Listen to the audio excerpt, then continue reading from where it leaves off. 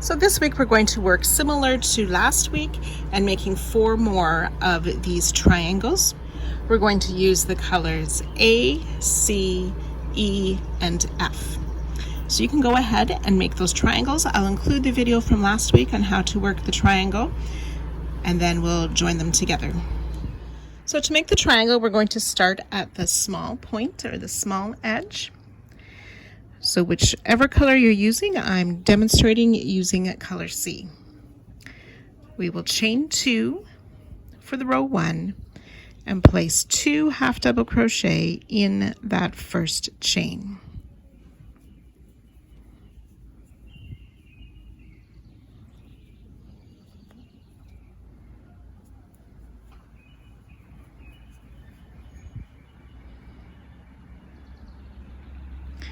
We'll chain 1 and turn. Row 2, half double crochet in each stitch.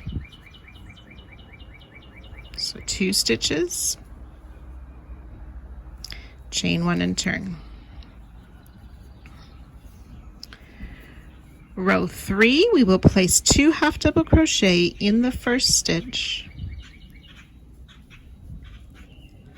half double crochet in the next.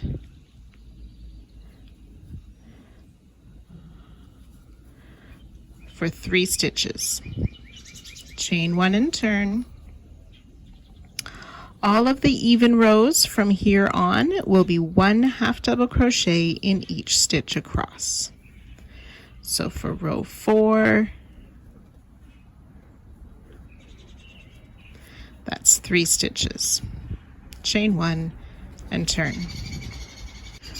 All the odd rows or uneven rows from here on is 2 half double crochet in the first stitch, half double crochet in each of the remaining stitches. So for row 5, we have 4 stitches, chain 1 and turn. Row 6, half double crochet in each of the stitches across.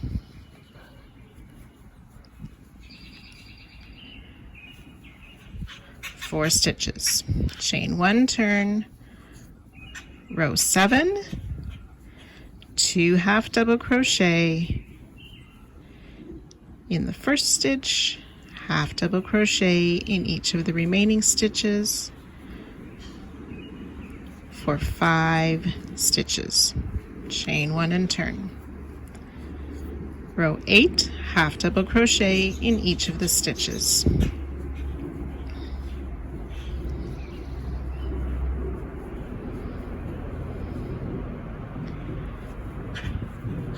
Chain 1 and turn. So you're going to continue to alternate those even rows and odd rows. Remember, on the odd rows we start with 2 half double crochet in the 1 stitch, and that gives us our increase. So we have the straight edge along the bottom, and we'll gradually increase the size and number of stitches. So refer to the chart. In the pattern, you want to make a total of 44 rows, ending with 23 stitches.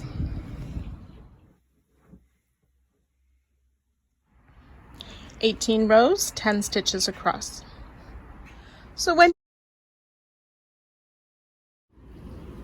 So once you have all of your triangles made, you can join them or lay them out in the order you wish. The designer has suggested C, F, A, and E. So again, we will join those diagonal sides together between C and F and A and E, and then the straight line between A and F. Watching carefully at the edges here where blocks C and A will connect and F and E will connect. So use the same method of joining as you did for last week, and I'll meet you after that point.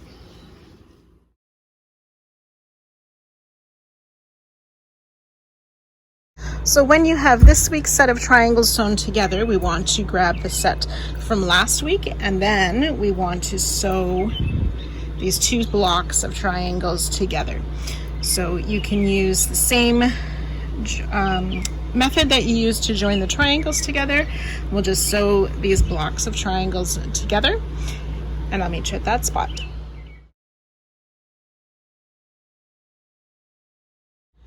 So now that all the triangles are joined into blocks and the two blocks from this week and last week are joined together, we want to put an edging across the top and the bottom. So we're going to use color A, join in the top corner with a single crochet. We're going to single crochet down the row. We want to be placing 135 single crochet evenly spaced across the top.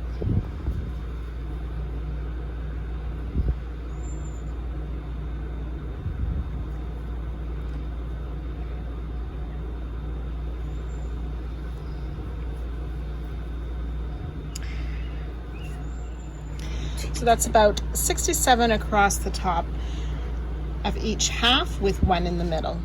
So when you have completed the 135 single crochet across, we'll chain one, turn, and working wrong side, we'll place a single crochet in each of the 135 single crochet down the row.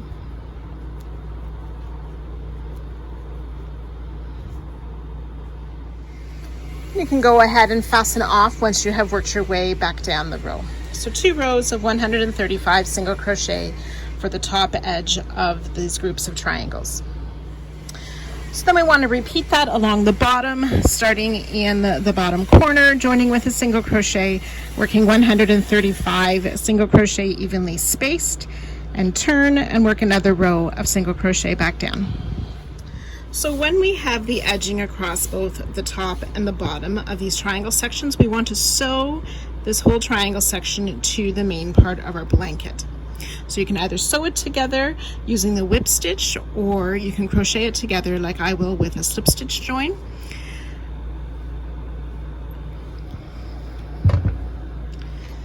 So to do that, I want to have right side facing, but the bottom of my triangle piece at the top. I did not fasten off at the end of my last row of single crochet. So my right side facing. Then I want to take the main part of my blanket, and I want to have the top part of the blanket, so it's the top of these circles, not down where we made the grid part. Lay the right side on top of the triangle pieces.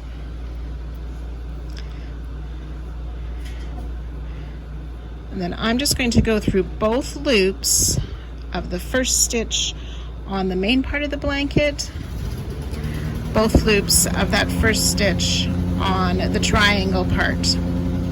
Yarn over, pull through, and slip stitch. So I'm just going to work a slip stitch through each of the stitches of both parts of the blanket.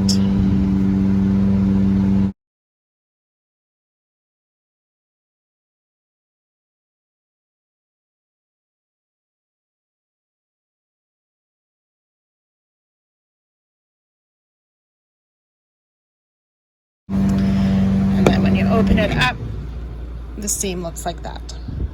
So you can go ahead and either sew these pieces together or crochet them as I'm doing, and that will complete this week.